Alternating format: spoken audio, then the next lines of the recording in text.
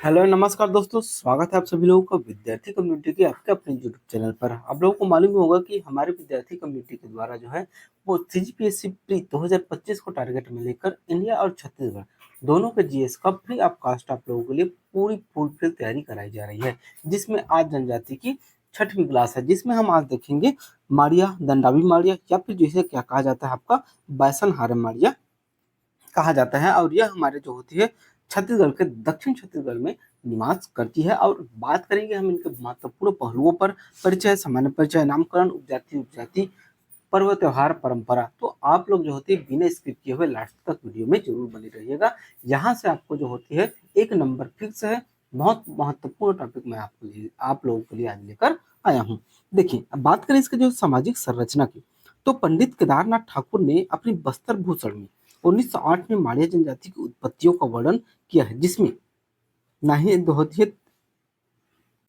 तो सबसे पहले इसके बारे में अध्ययन किसने किया था? ठाकुर जो होती है केदारनाथ ठाकुर जी ने 1908 में माड़िया जनजातियों का जो है वर्णन किया था, जिसमें माड़िया को जो होती है, जो माड़िया है ना, उन्हें 3 प्रकार का जो होती है वो बताया था। वर्तमान के अबुझ माड़िया, कुआंकोंडा हल्के की माड़िया और जो होती कौन, तेलंगे माड़िया। तो इस तरह से इनके द्वारा केदारनाथ ठाकुर के जो है बस्तर भूषण, जो कि 1908 में लिखित गई थी, उसके अनुसार है। उसके बाद जो होती इसके बारे में वर्णन मिलता है हमारे लाला जगदलपुरी की जो है बस्तर इतिहास एवं संस्कृति 1994 की एक उल्लेख में, जिसमें माड़िया जो होती है इसमें 2 प्रकार की बताई गई है। एक दंडामी माड़िया जो मैदानी क्षेत्र में निवास करते हैं, और दूसरा है आपका अबुझ माड़िया जो अबुझ माड़ क्षेत्र में बसे हुए हैं। बात करते हैं हम जो माड़िया माड़िया अबुझ माड़िया की अन्य पहलुओं के बारे में, तो जॉर्ज ग्रेसन ने अपनी पुस्तक the Madia God's of Bastar में माड़ियाओं को उनके निवास क्षेत्र के आधार पर जो है 3 भागों में, कितने भागों में बांटा है? आपके जो होती है निवास क्षेत्र के आधार पर 2 भागों में बांटा है। कितने भागों में बांटा है? आपके 2 भागों में। एक हिल माड़िया तथा जो होती है इंद्रावती नदी के दक्षिण भाग में निवासरत बैसन हारे माड़िया में जो होती है विभाजित किया है। बैसन हारना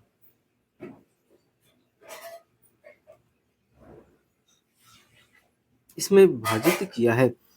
अब हम देखेंगे जो है डॉक्टर टी के वैष्णव के अनुसार, तो मांड अर्थात जो है सघन पहाड़ी जंगल मांड के मूल निवासी माड़िया कहलाए, किंतु जो माड़िया व बस्तर जो होती माड़िया मांड को छोड़कर जो होती है, मांड को नीचे छोड़कर जो होती है आगे बढ़ गई, जो दंडावी माड़िया कहलाए। ठीक है, चलिए आगे देखते हैं। जो दंडावी माड़िया सदस्य कोया या कैतुर को जो होती है मूल जाति अपना मानते हैं, तथा इससे गोंड, मुड़िया, माड़िया और आपका जो होती है दोरला, ये दोरला है ना, दोरला आदि है। और जनजाति सदस्य स्वयं को कोया या कोतुर से संबोधित करते हैं।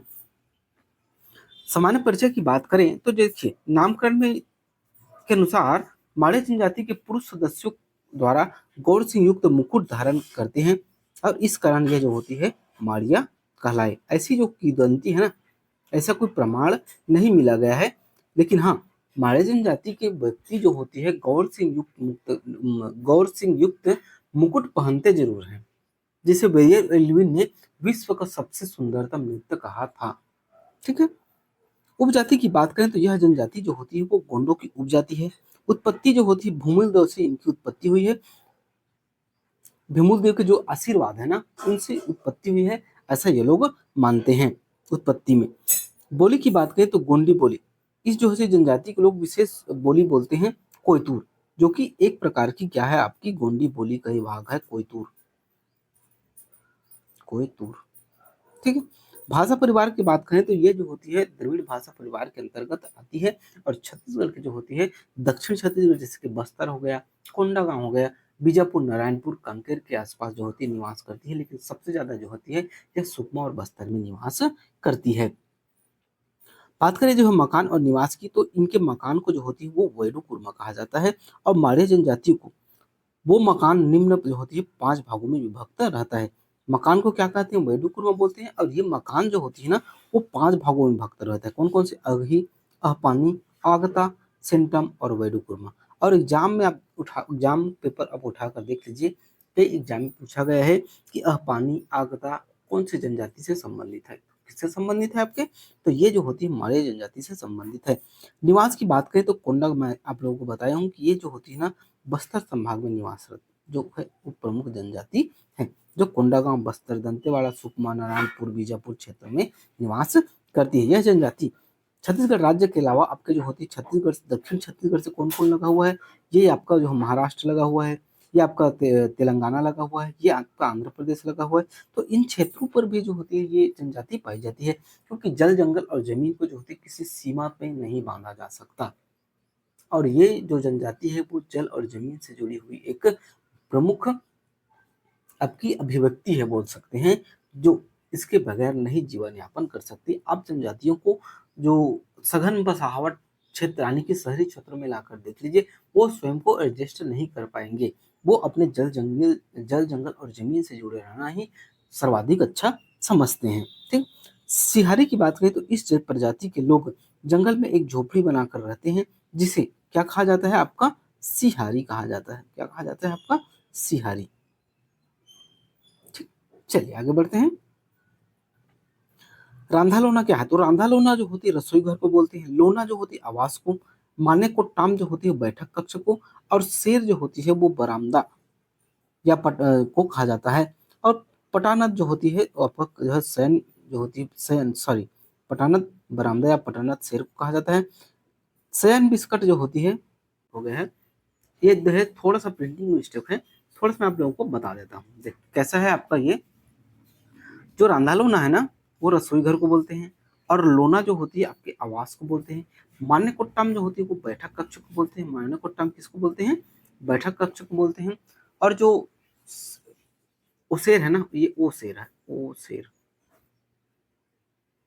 तो उसेर जो होती है ना वो बरामदा को बोला जाता है।